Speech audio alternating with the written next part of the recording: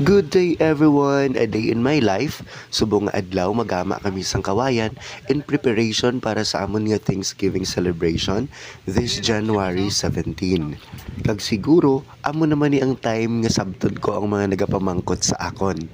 Tungod sobra kadamo gid sa mga nagapamangkot. Hambal nila, "Sir, abi ko singer ka lang." Tapos one day may naghambal sa akon, "Panday ka man gali, sir?" And I just laugh. May nagapamangkot naman nga, "Sir, abi ko artist ka." Nga subong, kapanggama ka naman sa kawayan. So pasensya gid guys, medyo paus ang boses ko today. But still, I would like to share this wonderful experience of mine. Kag nahamot ako sa mga nagapamangkot sa akon. But to make the long story short, kami abi ang tao nga wala sang kaarte-arte sa buhay. Mapa simpleng okasyon man, mapamarangyang okasyon, mapa sosyalan man, or even just an ordinary activities, kaya naming makipagsabayan. And kag may naghambal pagid gali sa akon, di ba sir, one day nakita ta ka, dancer ka? Anong natabo sa imo sir nga nagapanggarab ka na lang? Okay, nagakadlaw ako guys, no? Kag I just want you to know nga nag-enjoy ako sa mga bagay nga ginoobra ko. Life is too short, no? Para nga hindi mo enjoy kung anong may ara ka. Kami abi ang tao nga bisan diin mo lang ibutang kaya namon ni enjoy ang mga bagay-bagay. We don't hold on grudges sa kung ano man nga mga problema. Hindi kami mahilig magtanom sang dumot, sang kaakig, or sa mga butang nga hindi maayo sa amon tagipusoon. Life is too short to be wasted. So let's just enjoy life and enjoy the life that God given to us. So kung mamangkuton mo kami, kaya namon mag-enjoy even just in a simple activities. Kung ano nga mga butang nga ginahatag sa amon ni Lord, gina-enjoy lang na siya namon. You know what? Madamo ako sa mga nakita nga post sa mga Facebook nga mauntat lang kuno ang tawo pangita sang kwarta kag mauntat lang siya handom nga magmanggaranon kung patay na siya.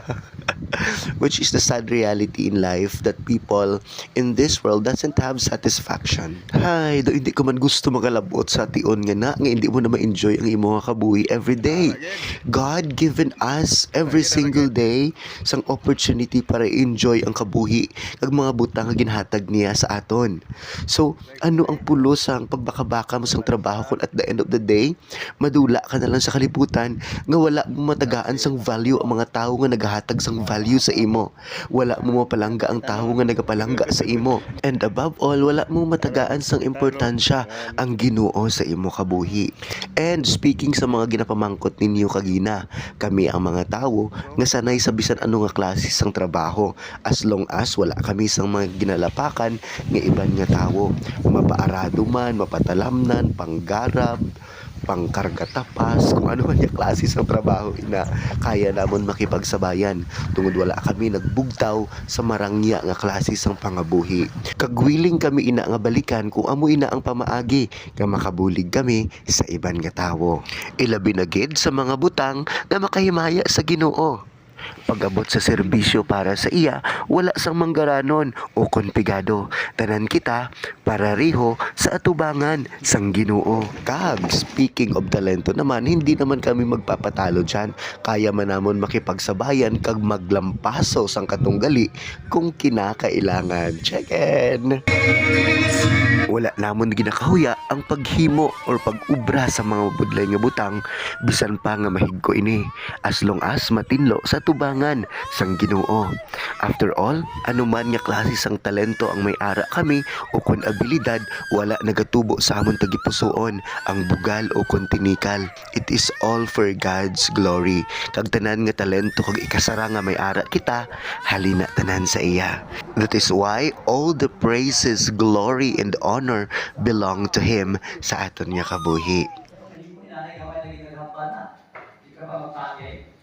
Salamat sa Ginoo. Bisan daw may